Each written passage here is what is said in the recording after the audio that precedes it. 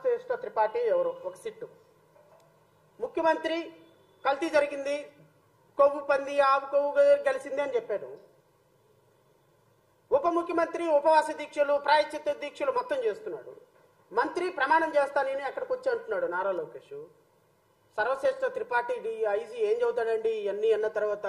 అబ్బెబ్బెబ్బే అసలు కల్తీయే జరగలేదు ఎక్సలెంట్ అని రిపోర్ట్ ఇస్తాడా?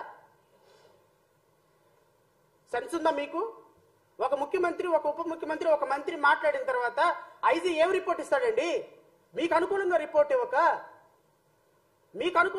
ఇవ్వక నా కల్తీ నెయ్యి జరిగిందని రిపోర్ట్ ఇవ్వక, గత ప్రభుత్వంలో అక్రమాలు జరిగినాయి అని రిపోర్ట్ ఇవ్వక, ముఖ్యమంత్రి నోటి నుంచి వచ్చిన తర్వాత, ఒక మంత్రి నోటి నుంచి వచ్చిన తర్వాత, ఒక ఉప ముఖ్యమంత్రి నోటి నుంచి వచ్చిన తర్వాత ఐజీ వచ్చి దానికి కాంట్రారీగా నో ఇది పనికిరాదని చెప్తాడా?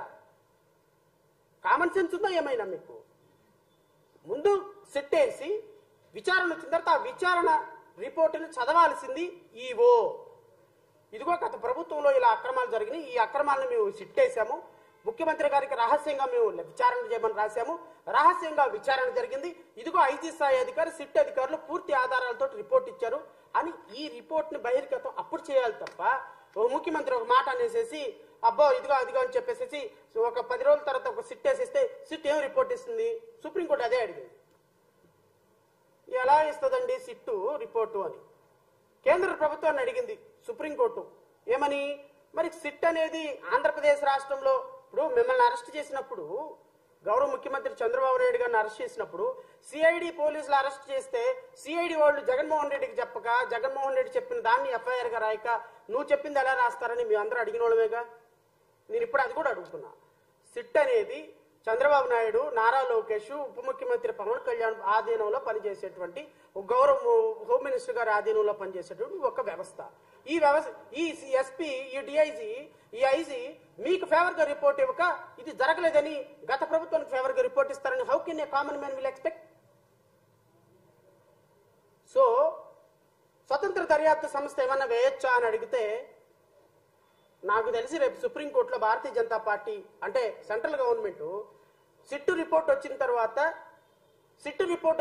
చూసుకొని మేము ఆలోచిస్తామండి, సిబిఐ ఎంక్వైరీ వేయాలా వద్దా, స్వతంత్ర దర్యాప్తు సంస్థ సుప్రీంకోర్టు జడ్జి మానిటర్డ్ ఇన్వెస్టిగేషన్ వేయాలా వద్దా అని దాని మీద సిట్టు రిపోర్ట్ వచ్చిన తర్వాత తీసుకుందామని అంటారు అని నేను అనుకుంటున్నా. ఎందుకు అంటే రేపొద్దున గనక సుప్రీంకోర్టులో గనక ఇది సిట్టు వేయండి, మీ మానిటర్డ్ ఇన్వెస్టిగేషన్ చేయండి, సిబిఐకి మేము రెడీగా ఉన్నామని భారతీయ జనతా పార్టీ అంటుందని నేను అనుకోవటం. అన్నది అనుకుంటే మొత్తం దొంగలందరూ దొరికిపోతారు.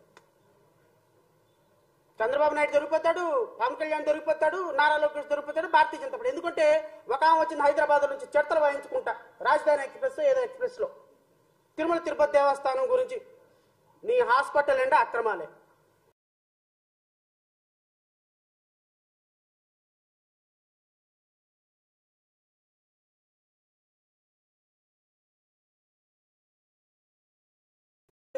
చెడతలు వాయించుకుంటూ వచ్చావు. దేనికోసం వచ్చావమ్మా ఆంధ్రప్రదేశ్?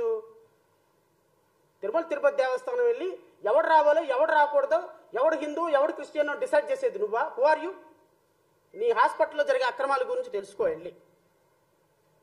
మీరు హాస్పిటల్లో జరుగుతున్న అక్రమాల గురించి తెలుసుకోమ్మా. మీ భారతీయ జనతా పార్టీకి సంబంధించినటువంటి అందరూ బొట్లు పెట్టుకొని వచ్చి మాట్లాడుతున్నారు కదా డిబేట్లో, సనాతన ధర్మం ఇదే చదువుతుందా? ఏ కల్తీ జరగని లడ్డుల్ని కల్తీగా చేసి రాజకీయం చేసి భారతీయ జనతా పార్టీ అయోధ్యలో లాగా రామ జన్మభూమి బాబరీ మసీద్ లాగా మళ్ళీ దేశంలో అన్ని చోట్ల గెలవమని చెప్తుందా? సనాతన ధర్మం 3 పెళ్లిళ్ళు చేసుకోమని చెప్తుందా? ఏమ్మా దీక్షలు చేసే వాళ్ళకి కూడా చెప్తున్నా, సనాతన ధర్మం అంటే అర్థం ఏంటి? ముందు దానికి డెఫినేషన్ తెలుసుకోండి. రేపు భారతీయ జనతా పార్టీ గనక సింగిల్ సిట్టింగ్ జడ్జి విచారణకు అంగీకరిస్తే ఖచ్చితంగా వీళ్ళ బొక్కలన్నీ బయటపడతాయి. ఇది ఆంధ్రప్రదేశ్కు సంబంధించిన అంశం కాదు. నేను జయభీమరాబాద్ పార్టీ నుంచి డిమాండ్ చేస్తున్నా, ఖచ్చితంగా వీలైతే మేము కూడా దాంట్లో ఇంప్లీడ్ అవుతాం. సుప్రీంకోర్టు జడ్జి చేత విచారణ జరపాలి. ఇది ప్రపంచవ్యాప్తంగా ఉన్న తిరుమల తిరుపతి దేవస్థానం లార్డ్ వెంకటేశ్వర భక్తులకు సంబంధించిన అంశం. ఒక తిరుమల తిరుపతి దేవస్థానాన్ని ఒక పొలిటికల్ డిబేట్గా, ఒక పొలిటికల్ చర్చా వేదికగా ప్రతిరోజు నేషనల్ మీడియా, స్టేట్ మీడియా దీన్ని ఒక ఇంకా లాటు వెంకటేశ్వర అప్రతిష్టను మనం దిగజార్చుకున్నట్టు కాదా సార్? ఒక మాట చెప్పండి.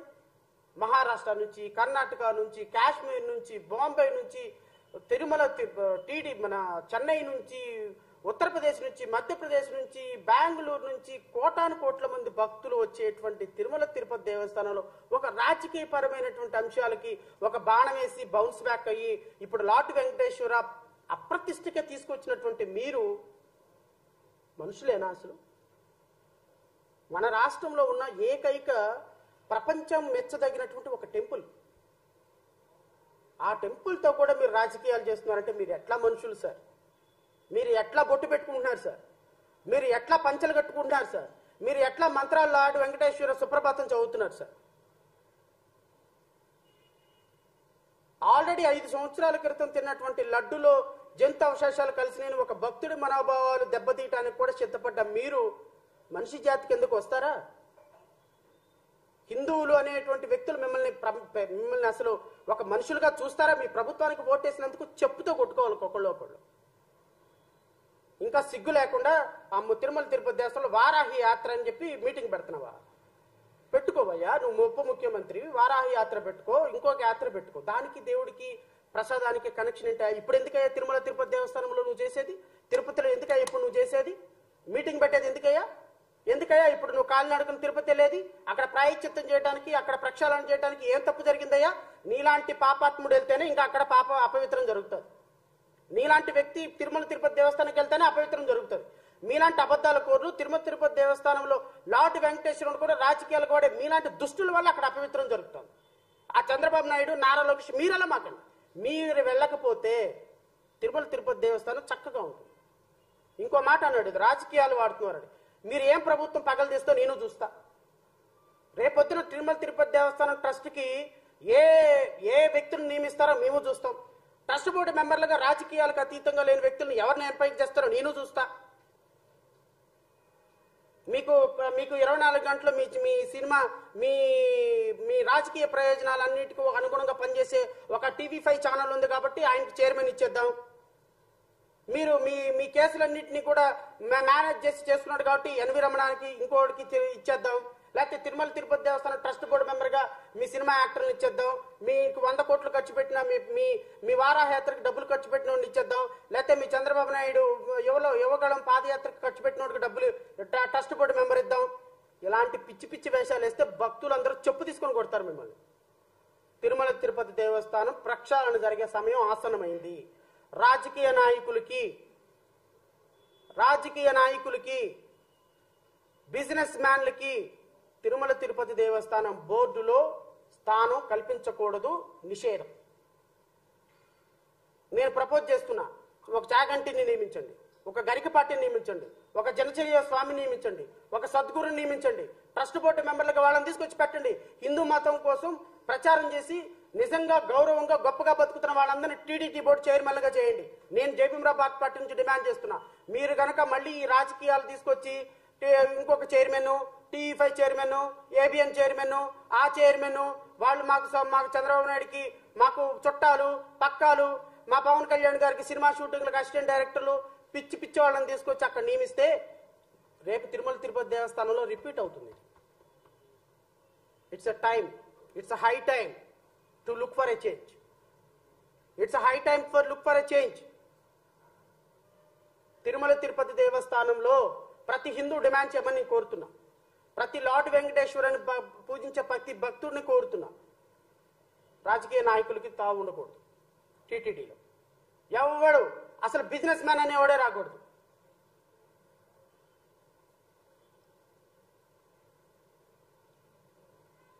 సాయంత్రానికి క్వార్టర్ బాటిల్ ఓపెన్ చేసే ప్రతి ఓడికి అక్కడ చైర్మన్, సాయంత్రానికి పక్కలు వేసుకునే ప్రతి నాయలకి అక్కడ తీసుకెళ్లి టీటీడీ బోర్డు మెంబరు.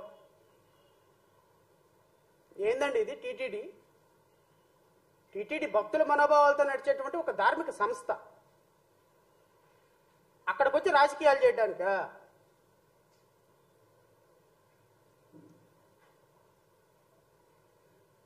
ఇంత జరిగిన తర్వాత కూడా తిరుమల తిరుపతి దేవస్థానంలో ఇలాంటి వ్యక్తులకు స్థానం కల్పించకూడదు అని నేను డిమాండ్ చేస్తున్నా. కల్పిస్తే ఖచ్చితంగా హిందూ భక్తులు చూసుకుంటారు. నెంబర్ 2, రేపు హానరబుల్ సుప్రీంకోర్టులో ఖచ్చితంగా సుప్రీంకోర్టు కేంద్ర ప్రభుత్వం ఏమైనా చెప్పని, ఇది ప్రపంచవ్యాప్తంగా భక్తుల మనోభావాలకు సంబంధించిన అంశం కాబట్టి సుప్రీంకోర్టు నాకు తెలిసి కేంద్ర ప్రభుత్వం ఏం చెప్పినా ఖచ్చితంగా CBI enquiry monitored by the honourable justice of supreme court ఉంటుంది అని నేను భావిస్తున్నాను. ఎందుకంటే ఇది గనక వదిలేస్తే కన్న తల్లితో కూడా రేపు రాజకీయాలు చేసే ఒక రోజు వస్తుంది. ఆల్రెడీ వచ్చేసినాయి. కానీ దేవుణ్ణైనా రాజకీయాలకు దూరంగా పెట్టండి అనే ఒక సుప్రీంకోర్టు జడ్జెస్ యొక్క మాట చాలా సీరియస్. ఒక కాన్స్టిట్యూషనల్ హోదాలో ఉండి చంద్రబాబు నాయుడు ఈ విధంగా ఒక ముఖ్యమంత్రి హోదాలో ప్రకటన చేయడం తప్పు అని ఒక ముఖ్యమంత్రిని కామెంట్ చేయడం ఇంకా సీరియస్ కామెంట్. ఖచ్చితంగా సుప్రీంకోర్టు దీన్ని చాలా సీరియస్ గా తీసుకుంటుంది. ఖచ్చితంగా కోర్టు మానిటర్డ్ సిబిఐ ఇన్వెస్టిగేషన్ ఉంటుంది అని నేనైతే భావిస్తున్నా. కల్తీ లడ్డు వ్యవహారంలో ఎవరైతే తప్పుడు వార్తలు, తప్పుడు డిబేట్లు, తప్పుడు ప్రకటనలు చేశారో వాళ్ళందరి మీద కేసులు కట్టమని ఖచ్చితంగా సుప్రీంకోర్టు డైరెక్షన్ ఇస్తుంది. అది ముఖ్యమంత్రి అయినా, ఉప ముఖ్యమంత్రి అయినా, మంత్రి అయినా. లడ్డూ ట్యాంకరు లోపలికి వెళ్లకుండా లడ్డూ ట్యాంకరు టెస్టింగ్ రిపోర్ట్లకు వెళ్ళి టెస్టుల్లో ఫెయిల్ అయిపోయి వెనక్కి వెళ్ళిపోతే లడ్డూలు ఎప్పుడు వాడారు అంటున్నా. సుప్రీంకోర్టు జడ్జి అడిగింది అదే. లడ్డూ ట్యాంకరు లోపలికి ఎంటర్ కాకుండా వెళ్ళిపోతే లడ్డూలు ఎక్కడ వాడారయ్యా? ఇంకా మీరెందుకు కొవ్వు కలిసిందని అబద్ధాలు ఆడుతున్నారు? ప్రాథమికంగా ప్రైమా ఫేసి ప్రాథమికమైనటువంటి రిపోర్టుల్లో లడ్డూ తయారీలో నెయ్యి వాడలేదు అని తేలింది. ఇది ఈవో చెప్పాడు. మరి చంద్రబాబు నాయుడు ఎవరు చవటానికి వాడారని ఆయన వెళ్ళి ఏమైనా కలిపాడా? లడ్డూల్లో నెయ్యి కలిపాడా ఆయన? పవన్ కళ్యాణ్ వెళ్ళి ఏమన్నా గరిట పెట్టి తిప్పాడా? కాదు కదా. సుప్రీంకోర్టు అదే అడిగింది. మరి రేపొద్దున the great lawyer Chandrababu Naidu గారిని బయటకు తీసుకొచ్చిన 53 రోజుల తర్వాత గ్రేట్ లాయర్ లోత్రా గారు ఏం చెబుతారో విందాం. రేపు మరి ఈయన పవన్ కళ్యాణ్ గారు దీక్ష చేయడానికి వెళ్ళారు తిరుమల తిరుపతి దేవస్థానంలో. ఆయన ఏం స్పీచ్ ఇస్తాడో విందాం. సుప్రీంకోర్టు చెప్పినప్పటికీ కూడా లడ్డూలో కలిసింది, నెయ్యి అవశేషాలు కలిసింది, జంతు కొవ్వులు కలిసింది కాబట్టి ఎవడేమనుకున్నా కలిసిందంతే, ఇంకా నేను ఇక్కడ దీక్ష చేస్తాను అన్నాడు అనుకో, నీ కర్మ.